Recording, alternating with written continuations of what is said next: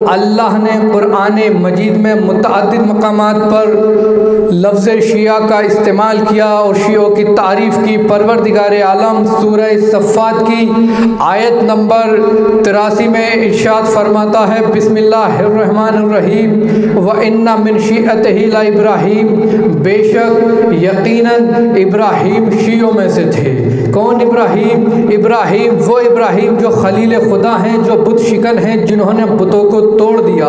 शिया कहते ही उसे हैं जो बुतों को तोड़ दे।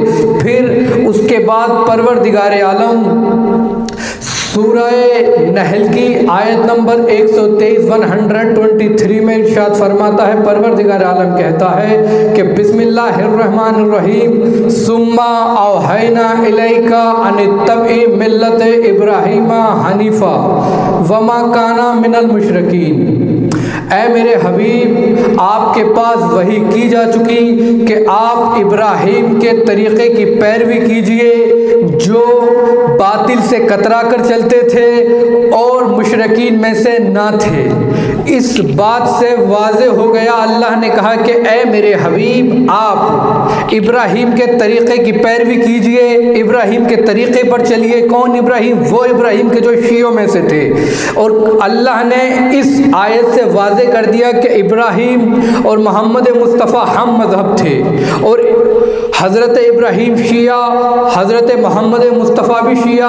फिर परवरदिगार आलम कुरान मजीद सूरह क़सस की आयत नंबर 15 में इरशाद फरमाता है, वा दखलल मदीनता अला हीनी गफलतिन मिन अहलिहा फा वजदा फीहा रजुलैन यक्ततिलान हाज़ा मिन शिअतिही व हाज़ा मिन अदुव्विही फस्तग़ासहुल लज़ी मिन शिअतिही व अलल लज़ी मिन अदुव्विही फवक़ज़हु मूसा फ़क़ज़ा अलैहि क़ाला हाज़ा मिन अमली शैतान इन्नहु अदुव्वुम मुज़िल्लुम मुबीन। कि जिस वक्त हज़रत मूसा शहर में दाखिल हुए तो शहर वाले उस वक्त ख्वाब गफलत में थे। हज़रत मूसा ने देखा कि दो लोग लड़ रहे हैं, एक हज़रत मूसा का शिया था और एक उनका दुश्मन था। तो हज़रत मूसा के शिया ने हज़रत मूसा से मदद मांगी और हज़रत मूसा ने अपने शिया की मदद की, और हज़रत मूसा ने अपने शिया के दुश्मन के मुक्का मारा, वो उसी वक्त मर गया। जिस वक्त हज़रत मूसा के शिया ने मदद मांगी, हज़रत मूसा ने उसी वक्त अपने शिया की मदद की।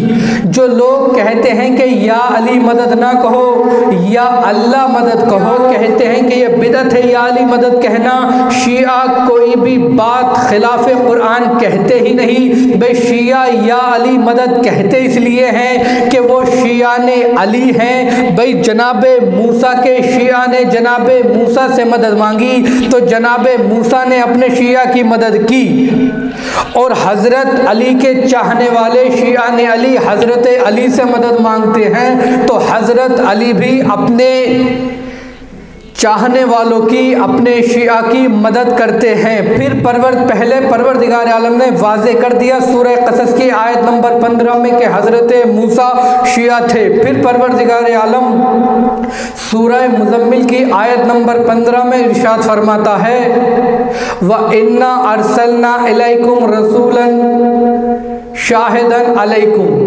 कमा अरसलना इला फिरऔना रसूला।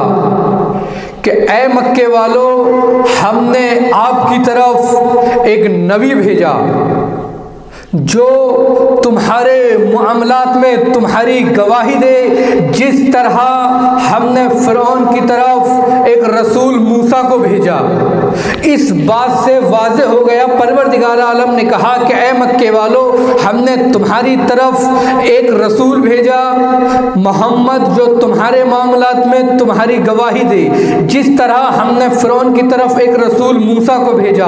अल्लाह ने पहले कहा कि इब्राहीम शिया, फिर जना रसूल कायनात से कहा कि आप इब्राहीम की पैरवी कीजिए। इस बात उस आयत से बात वाज़े हो गई कि इब्राहीम शिया, मोहम्मद शिया।